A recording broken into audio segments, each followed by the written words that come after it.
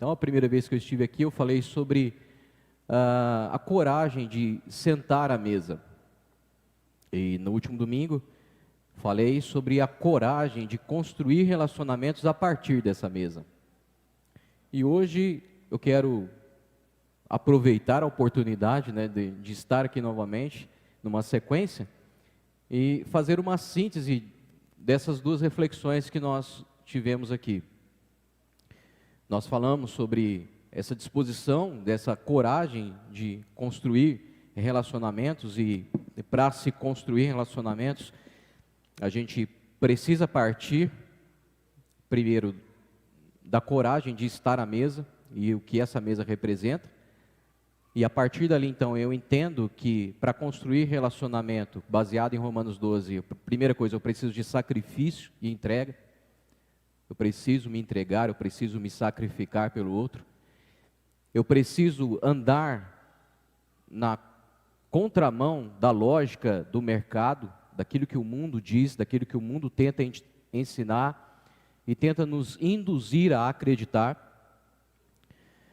Eu preciso, para construir relacionamento, encontrar o meu lugar dentro do corpo. Eu encontro, então, a minha parte de responsabilidade dentro desse corpo de Cristo. E sou feliz com aquilo, sem pensar de mim mesmo, além daquilo que convém. Então, entendo a minha vocação, entendo a minha função, e exerço isso com todo zelo e fervor e temor. E finalizamos com o entendimento de que para se construir relacionamentos precisa de muito esforço, muita dedicação. E aproveitando então essa terceira oportunidade, eu quero tentar trazer para nós uma reflexão no que se reside ao redescobrimento da alegria da família de Deus. Porque uma vez que eu tive a coragem de sentar à mesa, e uma vez que eu tive a coragem de construir esses relacionamentos, eu então estou apto a participar e experimentar dessa alegria de viver dentro da família de Deus. E quando nós falamos de construção, nós estamos falando de uma jornada. Nós não estamos falando de algo que é rápido. Nós estamos falando de um caminho que precisa ser trilhado. Achei interessante, né, o Najib orando aqui a respeito de nós não sermos imediatistas. E de fato, nós temos que ter essa consciência. Então, o que eu quero tentar trazer aqui é essa reflexão, desse redirecionamento, desse reposicionamento, desse realinhamento do conceito de família de Deus. Esse realinhamento do que nós cremos ser o corpo de Cristo. Como nós pensamos, igreja, são as relações que podem nos causar as mais profundas alegrias, mas nós sabemos também, e isso aqui pode ser uma experiência vivida por todos nós, que as relações também podem nos causar as mais profundas feridas. E pode ser que as más experiências que nós tivemos, as relações eclesiásticas ou fora daqui, elas desviaram a nossa vida da rota e causaram em nós essa, vamos dizer assim, essa barreira de relações. Da nossa orelha. Essa tristeza, às vezes, de participar de reunião, de uma comunidade, mas não experimentar tudo que a Escritura diz que nós podemos experimentar nas relações eclesiásticas como família de Deus. E a gente precisa entender que nós não podemos traçar o ideal a partir das nossas experiências ruins. Na nossa vida, ela não pode ser pautada, as nossas escolhas, pelas más experiências que nós tivemos. Nós não podemos definir todas as nossas convivências e o futuro das nossas convivências por aquilo que deu errado. Não é a partir das minhas frustrações que eu defino como eu vou viver. Porque se há algo em comum em nós, é que todos nós cremos que a Bíblia é a palavra de Deus, amém? E pela palavra de Deus, nós podemos confirmar que nós podemos viver o reino de Deus entre nós. Então, quando Deus nos dá uma palavra, quando Ele nos dá uma mensagem, Ele não está nos dando um destino. Então, a ideia de nós refletirmos sobre a igreja aqui, não é para que a gente tente alcançar isso com todos os nossos esforços. A ideia é que a gente possa trilhar esse caminho, a fim de que a gente chegue ao destino. E qual que é o destino de toda a palavra que Deus nos dá? Cristo. Cristo é o nosso destino. É por isso que Paulo fala que a igreja, todos nós devemos viver em corpo, em harmonia, em unidade, para que todos nós cheguemos à estatura do varão perfeito, que é Cristo Jesus.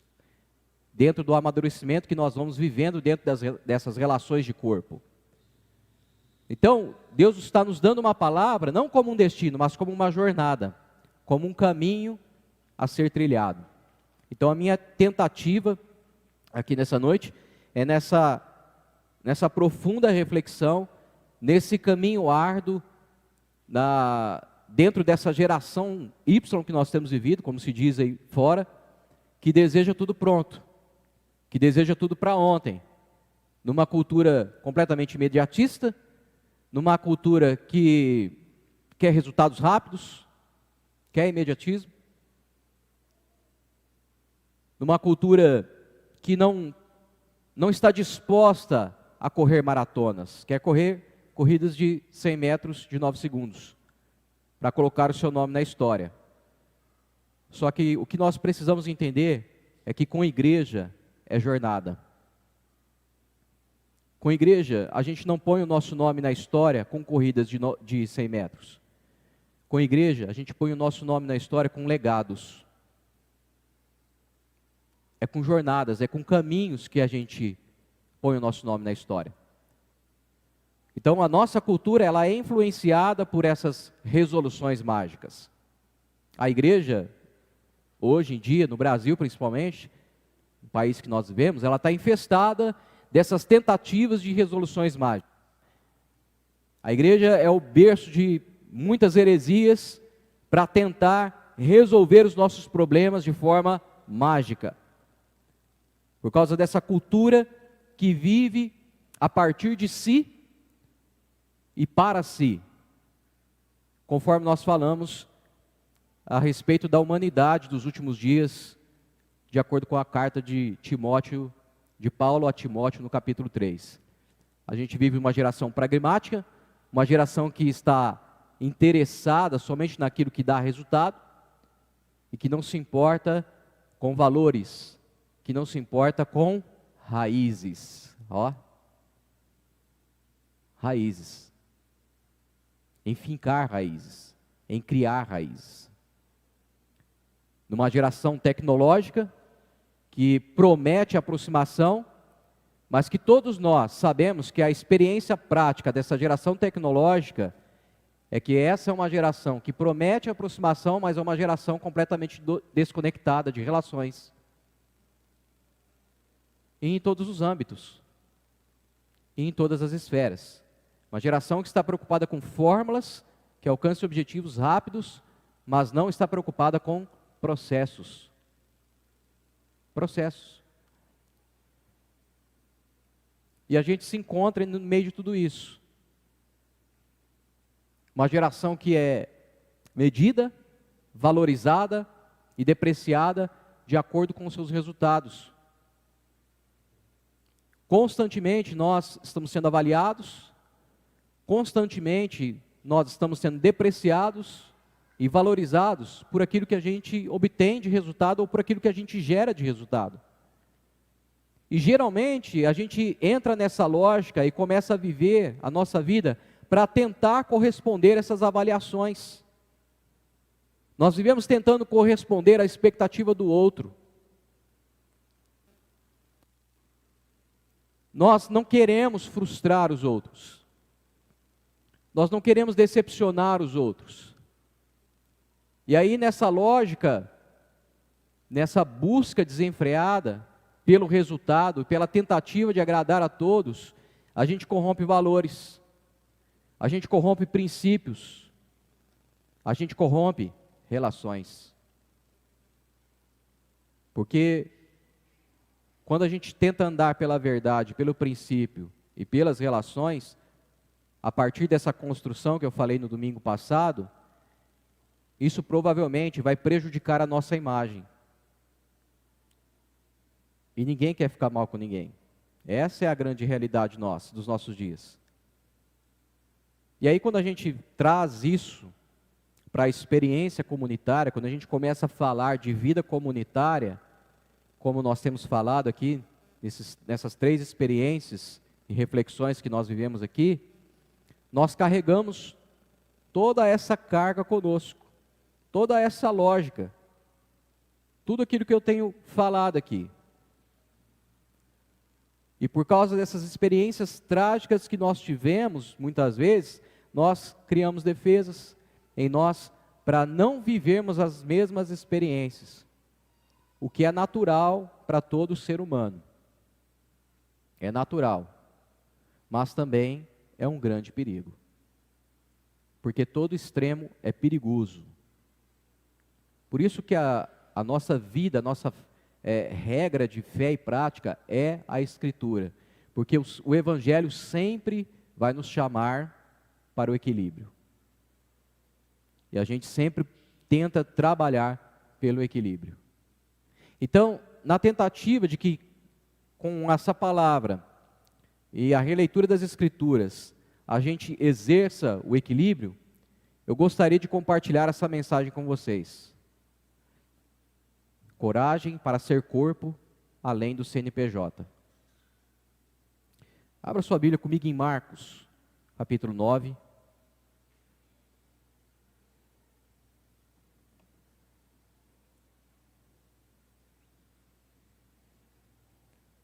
Verso 33.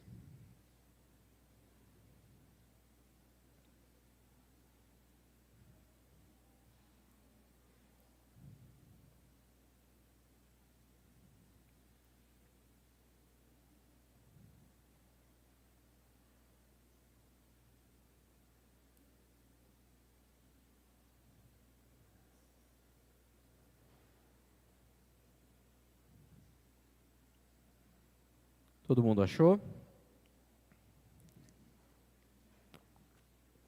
Marcos 9, verso 33.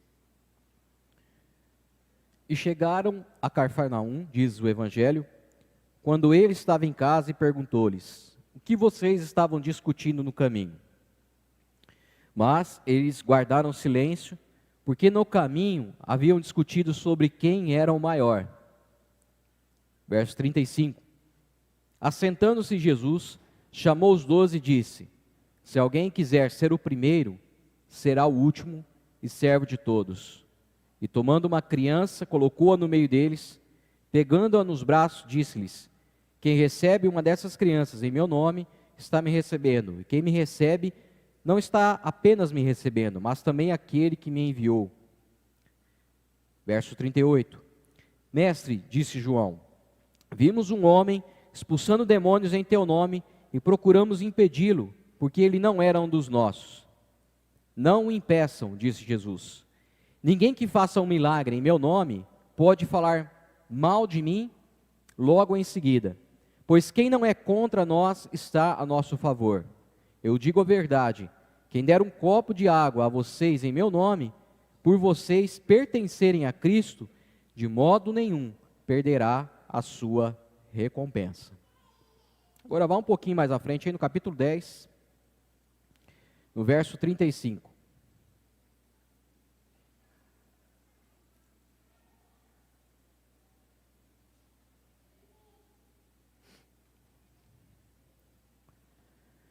Diz o texto: nisso Tiago e João, filhos de Zebedeu, aproximaram-se dele e disseram: mestre, queremos que nos faça o que vamos te pedir. O que vocês querem que eu faça? Perguntou ele.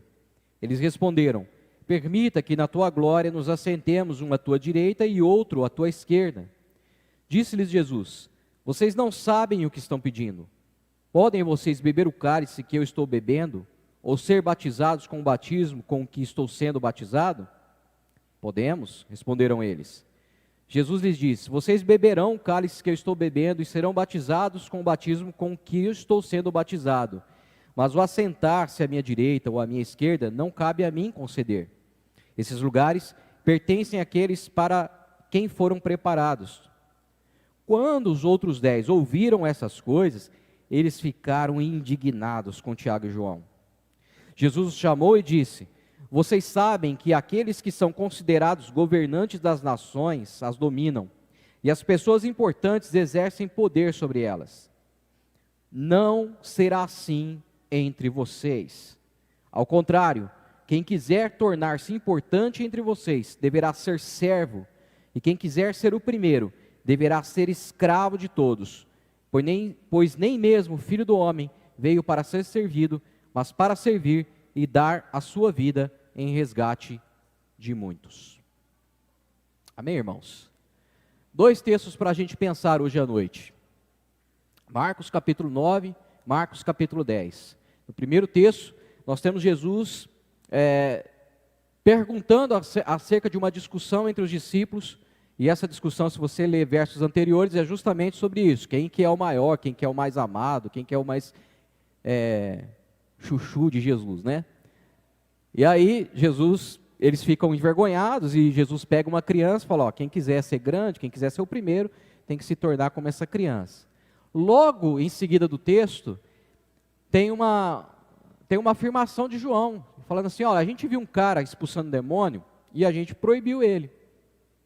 E aí Jesus fala: não, proíbe não, porque quem é comigo, quem está com a gente é por nós, então fique em paz.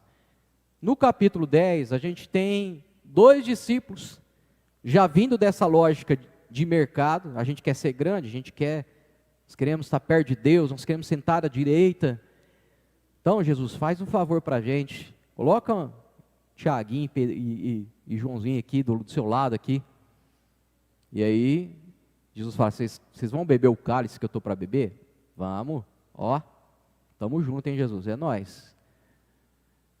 Ele falou: de fato vocês vão beber, mas não cabe a mim dar esses lugares. E aí os discípulos ficam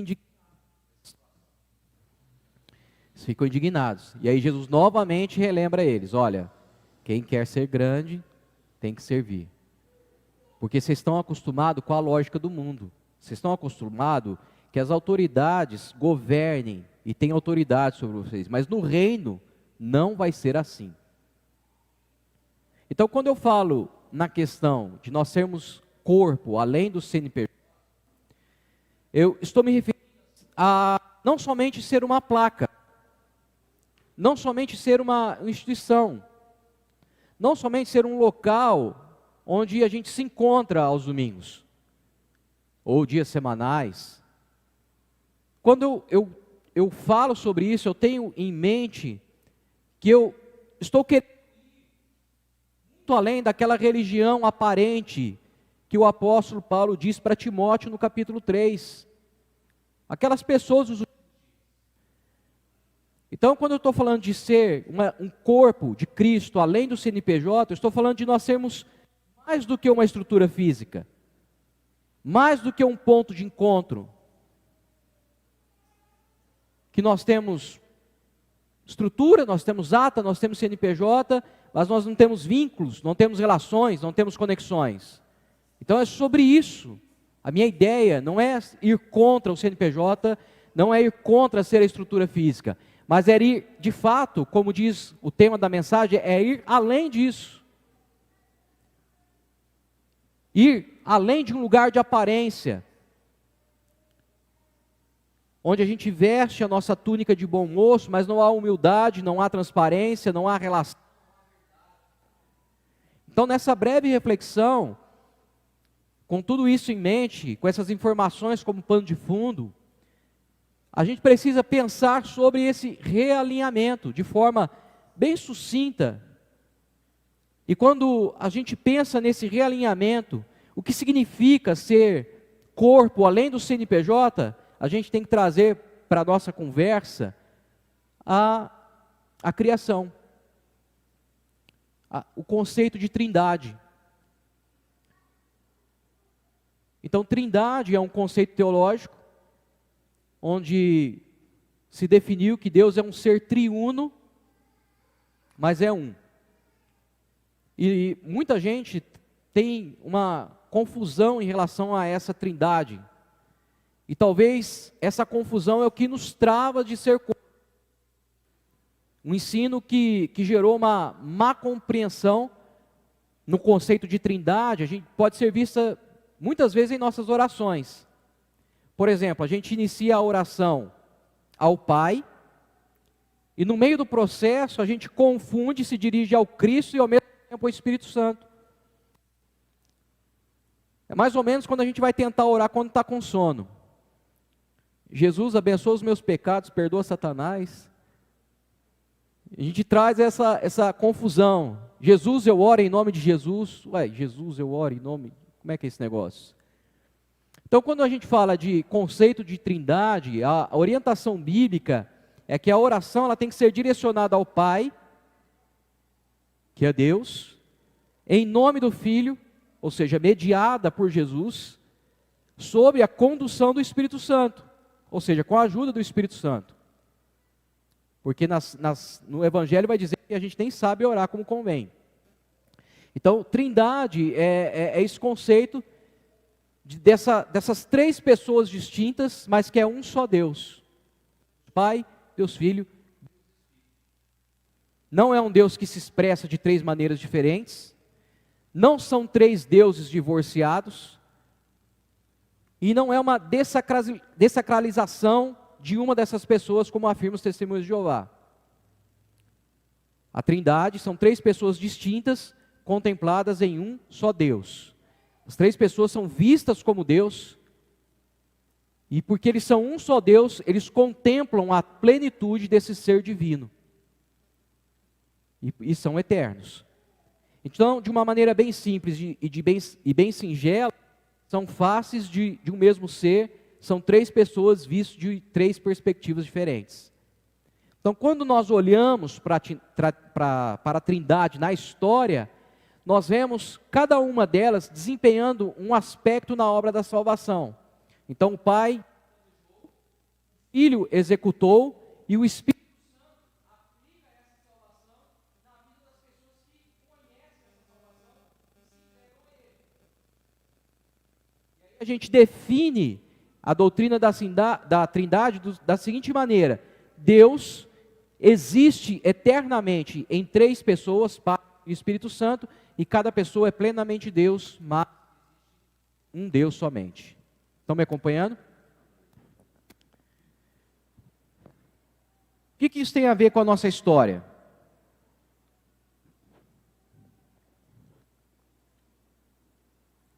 Tem a ver com ser igreja. Por isso que ser igreja, no conceito de hoje, é completamente diferente de ser igreja no conceito de Deus. Porque eu te faço uma pergunta: há autoridade na trindade? Sim ou não? Há autoridade lá em Deus Pai, Deus Filho, Deus Espírito? Sim. Mas há autoritarismo? Não. Há submissão na trindade? Um submetendo ao outro, Deus, Jesus submetendo à vontade do Pai, o Espírito Santo. Há submissão? Mas há subserviência? Não há. Então, quando eu falo aqui de nós sermos igreja além do CNBJ, nós temos que ter esse conceito de que nós somos colocados no corpo para exercer autoridade, mas nunca autoritarismo. Para servir, mas nunca ser subserviente. Porque o próprio apóstolo Paulo vai dizer em Gálatas que Cristo nos libertou e nós não devemos nos fazer escravos de mais ninguém. Quando eu falo aqui quando eu falei aqui na primeira semana que quem me chama de pastor é porque não é meu amigo, eu não estou aqui relativizando o conceito de pastor no corpo de Cristo, no que se refere à liderança, mas que nós precisamos desenvolver maturidade para que a liderança se torne amiga, mas sem perder a referência de conselheiros e autoridade no corpo de Cristo. Então, na matemática, 1 mais 1 é igual a 3, mas na visão do Evangelho e do grande C.S. Lewis, 1 mais 1 é igual a 1, porque esse é o nosso Deus. 3 pessoas unidos em um só. Na Trindade, eles se complementam, mas não no sentido de que a falta de um vai gerar um Deus eficiente, incompleto, mas no sentido de serviço mútuo, de objetivo mútuo, de cooperação mútua. E quando nós falamos de igreja, se nós queremos ser essa referência, além do CNPJ, nós precisamos trazer isso para a nossa história também, para as nossas relações. Então, a igreja sem mim, ela vai continuar sendo igreja. Ela não vai ser deficiente, incompleta, ela vai continuar sendo igreja. Mas por que então eu complemento a igreja? Por causa do objetivo, por causa do serviço, por causa da cooperação, por causa do reino. Então a atuação é sempre mútua, porque ninguém vive para si.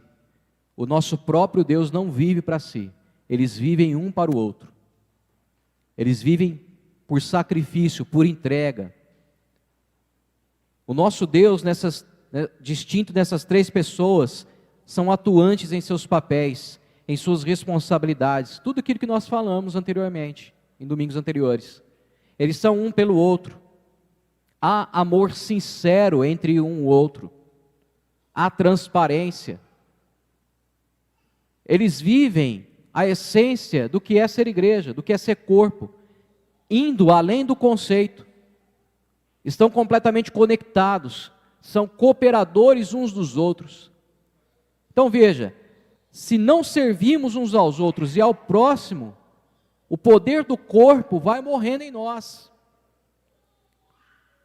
E quando o poder do corpo começa a morrer em nós, nós perdemos a paixão, nós perdemos a alegria, nós perdemos o entusiasmo. E aí o que nos resta é uma liturgia morta, é um CNPJ, é uma placa. Isso serve para qualquer relação, irmãos. Quando se perde o entusiasmo, a alegria, quando se perde a paixão, o que sobra é só formalidade. Até que um dia, até a formalidade vai ser desfeita. Porque nem a formalidade consegue sustentar a relação. Eu falei para vocês que no primeiro domingo, que a maioria das pessoas que saíram da igreja porque deixaram a mesa. Conheço amigos. E eu tentava manter um vínculo com essas pessoas. Tentava manter um relacionamento. Mas sabe, perdeu a alegria da relação. Perdeu o entusiasmo, perdeu a paixão. E aí o que sobrou foi a formalidade. Até que um dia nem a formalidade mais existia. Se não refletirmos essa verdade, a gente cai sobre essa problemática aqui dos discípulos. Se nós não entendermos esse conceito de trindade, como eles se amam, se servem, se cooperam, se complementam, se ajudam, têm um objetivo comum entre eles. Se nós não entendermos isso, cai para nós aqui essa problemática dos discípulos. A gente vai ficar chateado com o outro que está fazendo o que Deus mandou fazer, mas não é da nossa turma. Ah lá, Jesus, está expulsando demônio. Não pode não. Não pode, não é da nossa turma. Não está com a gente. Se a gente não reflete sobre esse conceito da trindade, a gente cai nessa problemática. Não, Jesus, acho que os discípulos acharam que Jesus era a Dona Florinda, né? Ah, Kiko, não se misture com essa chintalha.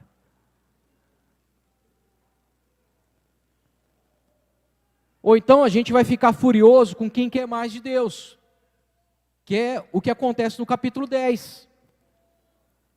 Tiago e João, eles querem sentar ao trono de Deus. A gente não pode discernir as motivações do coração deles. A gente não sabe o que se passava na mente, no coração. Eu tenho para mim que talvez eles queriam estar perto ali de Deus, estar próximos de Jesus. Só que aí os outros discípulos ficaram incomodados, ficaram com raiva, porque eles queriam estar do lado do trono de, que é isso? E você vê que é interessante que Jesus não repreende. Ele só fala, vocês estão dispostos a beber o cálice? Ô Jesus, nós estamos sim. Nós vamos beber esse cálice aí. Como diz o Ricardo. Ô Jesus, ó, nós estamos sim, nós vamos beber esse negócio aí. E aí Jesus, então beleza. Então beleza, vocês vão beber, beleza. Mas não cabe a mim, tá? E aí os outros discípulos ficam furiosos com esse pedido deles. Por quê? Porque não entenderam ainda o conceito de mutualidade, de cooperação, de corpo. De que nós não estamos no corpo, não para ser servido, mas para servir. Não entenderam o objetivo de reino. Então a relevância desse conceito de trindade para nós, baseado em tudo que nós falamos esses 2 domingos, sentar à mesa e construir relações, entendendo esse conceito, o que isso tem a ver conosco? E a resposta sobre essa relevância da trindade divina, para nós, é vista já lá em Gênesis capítulo 1, verso 26, onde Deus fala, façamos o homem a nossa imagem e a nossa semelhança. Nós fomos criados à imagem e semelhança deste Deus comunitário. Nós somos criados para a comunidade. Nós somos criados um para o outro. Porque Deus é assim. Esse fragmento de Deus, dessa semelhança, desse anseio por relação, ele vai sendo restaurado em nós, e nós vamos amadurecendo na medida que nós crescemos em salvação. Tanto é que depressão, um dos fatores, tem os seus fatores biológicos e químicos, que é tratado com remédios, mas um dos seus fatores é justamente esse, isolamento. Isolamento. E a cura para isso é relação. Então, se nós queremos ser corpo, a gente tem que olhar para a criação. Enquanto a nossa cultura contemporânea corre para o individualismo, olha lá, ó, correndo para fora. O corpo, ele vai correr para além do CNPJ. Ele vai correr para a unidade comunitária. Façamos uma pergunta coerente para nós hoje. O que nos caracteriza enquanto filhos de Deus? O que nos define? O que nos torna singulares em toda a criação de Deus como filhos? O que nos define como filhos de Deus? Será que é o fato de nós sermos moralmente responsáveis? De nós termos uma moral mais elevada? Será que é isso? Será que é o fato de nós sermos racionais? Não acredito que seja isso. Porque a gente encontra, fora do contexto cristão, pessoas morais, pessoas racionais. Inclusive, os seres angelicais são moralmente muito mais morais do que nós, muito mais racionais do que nós. Mas eles não são filhos de Deus, são criação. Então eu acredito que há um outro fator que pode nos dar um norte. E esse fator é o que o pastor Ariovaldo Ramos comenta de forma brilhante a respeito do capítulo 6 de Deuteronômio, onde ele dá um estudo sobre o texto: ouve Israel, teu Deus é único. E aí Ariovaldo, pego aqui emprestado a sua fala, que ele fala que há 2 referências da palavra para único. Uma é um, e o outro, único, é a expressão echad, que significa um elemento composto por outros. Um exemplo, o cacho de uvas. Ele é um, mas ele é composto por vários outros. E a referência que Deus faz nesse texto de Deuteronômio 6 é echad. ou seja, é algo único, mas que é composto. E é interessante que essa palavra Echad é a mesma que é usada em Gênesis capítulo 2, quando Deus cria Eva e diz que o homem vai se unir à sua mulher e vai se tornar uma só carne. Quando ele fala tornar-se uma só carne, ele usa essa palavra Echad, ou seja, são duas pessoas distintas, mas que se tornam algo composto. O que significa isso na mente de Deus? Amor, mutualidade, compreensão, serviço, sacrifício, entrega. A mesma essência que está em Deus, agora é repassada e é vivida entre dois. Isso é tão extraordinário que lá em Gênesis capítulo 5, quando Deus vai se referir ao homem, a Adão, ele se refere ao homem como esse ser composto, ao casal, e não mais como o macho. Por isso que, enquanto havia o macho, era apenas uma espécie humana, mas a semelhança divina agora se dá na família. O que vai nos caracterizar como filhos de Deus é a forma como nós vivemos a família de Deus. É a forma como nós construímos essas relações. É no ser família que nós manifestamos essa unidade divina. Posso tirar isso aqui? Pode? Obrigado. Jesus afirmou que onde estiverem 2 ou 3 reunidos, já é um ambiente para a manifestação da sua presença. Então não cabe em nós o conceito de ser igreja individual. Essas funções de paternidade, de maternidade e de filiação estão todos contidos na Trindade. E essas funções não falam do sexo, mas de nós exercermos essas funções como corpo de Cristo. Porque nós somos provedores e protetores uns dos outros. Nós somos geradores de vida e consoladores uns dos outros. E nós somos obedientes ao Pai e estamos dando continuidade à obra que o Pai começou. Nós não estamos aqui para ser uma igreja que vai deixar uma dinastia, que vai deixar um império. Nós não estamos aqui para ser igreja, para fazer lobby com a igreja. Nós estamos aqui para ser um corpo que vai deixar um legado de vida comunitária. Nós não estamos aqui para fazer o nosso nome conhecido, porque isso é Babel. Nós estamos aqui para fazer o nome de Cristo conhecido. É Ele que importa. É a glória de Deus que importa para nós. Não é o nosso CNPJ. É a glória de Deus que importa para nós. É que todas as nações, línguas e raças conheçam o nome de Cristo. E isso só se dá numa família que redescobriu a alegria da convivência. Que redescobriu o entusiasmo e a paixão de viver as relações. Então, quando se referir, e eu tenho um desejo para nós, quando se referirem a nós como parte histórica da igreja, que eles se lembrem de como nós nos amamos e nos servimos.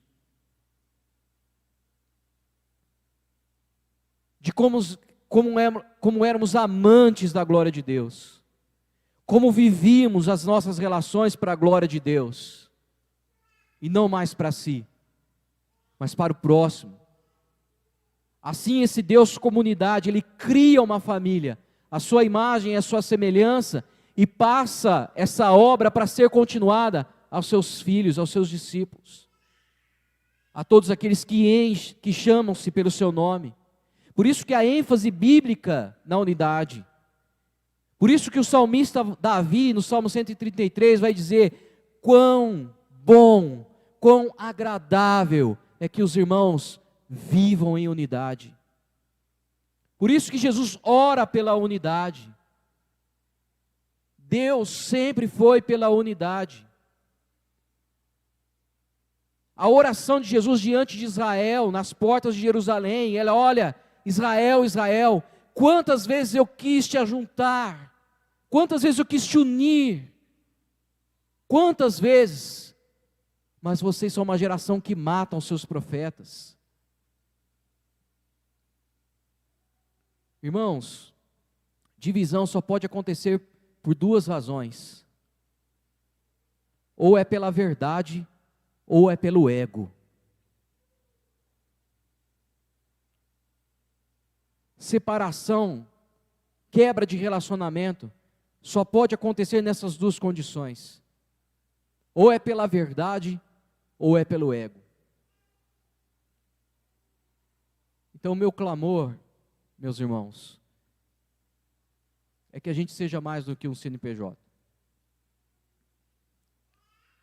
Que a gente seja o corpo de Deus nessa terra. Onde é prazeroso, onde é agradável, onde é amável, onde é bom, onde há liberdade para se expressar, para ser corrigido, na vocação em que nós fomos chamados, onde há fruto de relações que foram construídas e se tornaram saudáveis e duradouras. E para isso a gente precisa conhecer a Deus. Porque só pode ser um bom par quem é um bom ímpar. Nós só podemos dar ao outro aquilo que nós recebemos de Deus. Porque é nele que a gente encontra a nossa identidade, perdida pelo pecado. Porque não se trata de restaurar, de Deus restaurar a imagem dele em mim, enquanto sujeito isolado. Se trata de Deus restaurar a imagem dele em nós, como corpo de Cristo. Por essa razão, o apóstolo Paulo fala da manifestação de Deus, não apenas no sujeito, nova criatura, mas também no corpo. E ele mesmo ainda ordena: enchei-vos do Espírito. De que forma? De que forma se enche do Espírito? Cantando, salmodiando, sujeitando-se uns aos outros. E isso só tem sentido num ambiente comunitário. E aqui entra o mais importante. Porque até agora, tudo que eu disse, talvez você que tem um tempo mais de igreja, você já esteja familiarizado com essas coisas. Ou talvez você já ouviu algo semelhante. Mas a pergunta é: o quanto disso tudo é realidade para nós ainda? Ou o quanto disso tudo ainda falta ser realidade para nós ainda? Porque mesmo sabendo dessa verdade, a gente se fecha para a vida no corpo, por causa dessas más experiências com a igreja. E a pergunta é: quem disse para você que essas experiências eram igreja de verdade? Quem pode afirmar que essas más experiências não eram só frutos de relações com o CNPJ? Essa má experiência gera em nós mecanismos de defesa, que eu falei sobre no início, dos quais exercem sobre nós influência, e um desequilíbrio emocional, e um desequilíbrio prático, e nos leva a nos isolar, e a gente anda totalmente ao caminho inverso da nossa realidade, da nossa identidade que está em Deus, e é uma identidade de comunidade, porque nós fomos criados à imagem e semelhança. E a maneira de nós retornarmos essa essência é viver o corpo. É encontrar de novo a alegria, o entusiasmo e a paixão nas relações do corpo. De experimentarmos essa alegria da família de Deus. E permitir que nessas experiências, essa ação divina produzida pelo Espírito Santo, redentora, nos transforme. E a gente ceda ao nosso individualismo e comece a viver uma vida comunitária. A cura que nós precisamos pode estar no irmão que nós rejeitamos. Não há remédio melhor e mais simples do que relações, irmãos. Hoje em dia até os psicólogos estão orientando isso. Até os médicos, para doenças graves, estão dizendo, vá para uma igreja. Já escutei pessoas dizendo isso. O médico, vá para uma igreja. Porque é na comunhão que os nossos monstros internos perdem suas forças. É nessa construção de relações, nessa jornada diária e longa, que os nossos medos vão embora e que as dores viram curas. Eu quero desafiar você essa semana. Se faz tempo que você não faz isso, convide alguém para jantar na sua casa.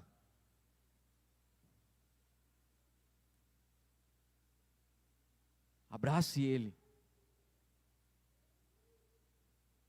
Demora, faz tempo que você não abraça alguém, né? Você está com medo da pandemia, né? Abraça ele. E fala assim, se eu morrer do Covid, eu vou morrer feliz, abraçando alguém. Misericórdia, né? Que isso não aconteça, né?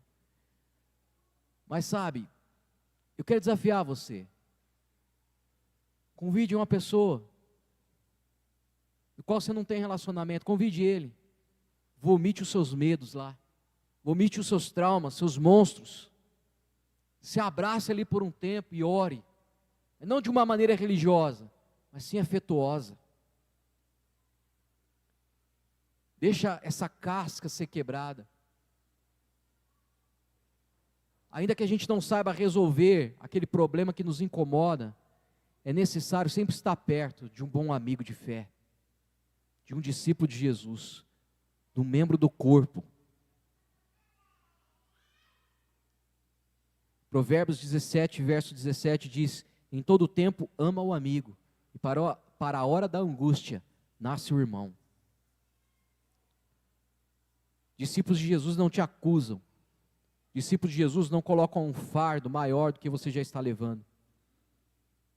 Discípulos de Jesus não potencializam a sua angústia, o seu problema.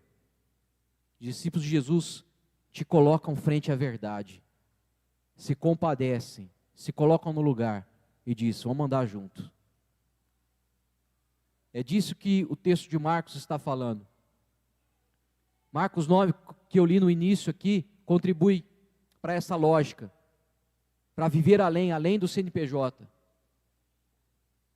Porque quando Jesus traz uma criança no meio, ele está dizendo, olha aqui, vocês têm que se tornar igual essa criança. Não tem que haver concorrência, não tem que haver intolerância. Torne-se igual essa criança, quem não é contra nós é por nós. E nós como seres humanos temos uma incrível dificuldade de se relacionar com o diferente. Veja o exemplo de Pedro na casa de Cornélio. A dificuldade que ele tem para ir pregar para Cornélio. Porque é diferente. Tem medo, tem um sentimento de superioridade, tem um preconceito. Aqui em Marcos 9 a gente vê os discípulos aqui vendo o diferente, o que não é da turma, se indignando. Não vai pregar não vai expulsar demônio não. Jesus falou, não é assim.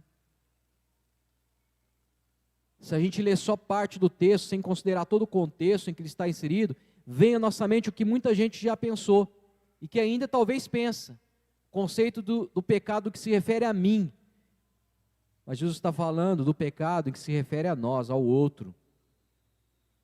Ele trata aqui o egoísmo, trata a negligência.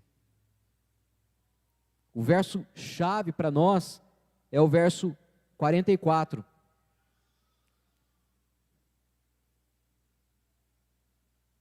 que ele diz o seguinte, Marcos capítulo 10,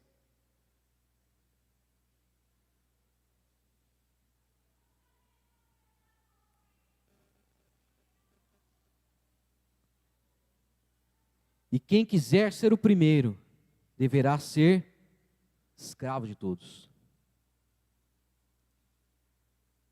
Então Jesus trata justamente de quem perde a consciência em relação ao outro, olhando tanto para si, que não reconhece nem se importa com a decisão de transgredir a vontade de Deus por causa de si mesmo.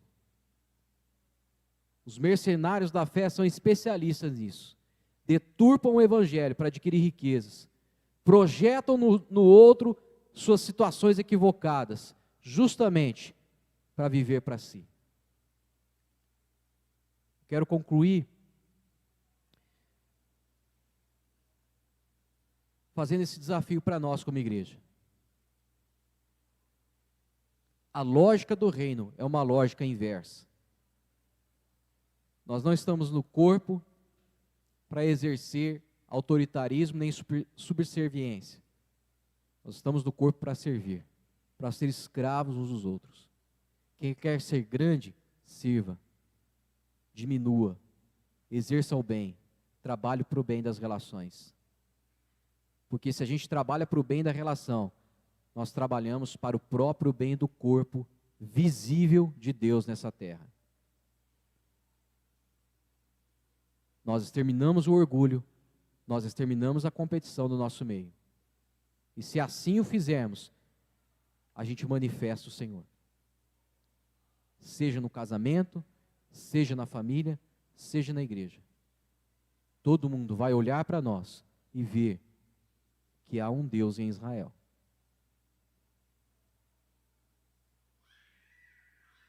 Esse mundo que é cego, o próprio texto de Paulo fala que o Deus desse século cegou o entendimento.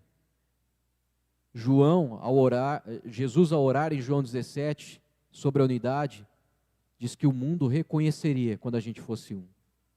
Então, neste mundo cego pelo Deus deste século, até ele que é cego, quando houver relações que expressam o serviço mútuo, a unidade, até ele vai conseguir enxergar Deus.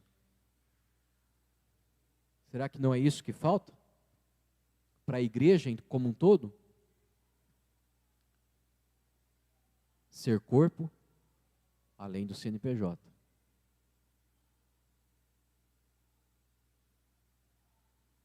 Amém, irmãos? Como eu disse no início, quando Deus nos dá uma palavra, nos dá um caminho. Não nos dá um destino, nos dá um caminho a ser trilhado. Uma construção. E eu desejo muito em que a gente se torne o corpo visível de Deus nessa terra. Corpo visível de Deus nessa cidade. O corpo visível de Deus nesse bairro. Corpo visível de Deus nas nossas famílias, nos nossos grupos, nas nossas relações. Se você quer amar Jesus, se você quer beijar Jesus, se você quer abraçar Jesus, se você quer tocar em Jesus, ame, beije, abrace e toque no irmão que está ao seu lado. Porque se a gente não ama quem a gente vê, como a gente pode dizer que ama quem a gente não vê? Que Deus nos dê a graça. Amém? Vamos orar.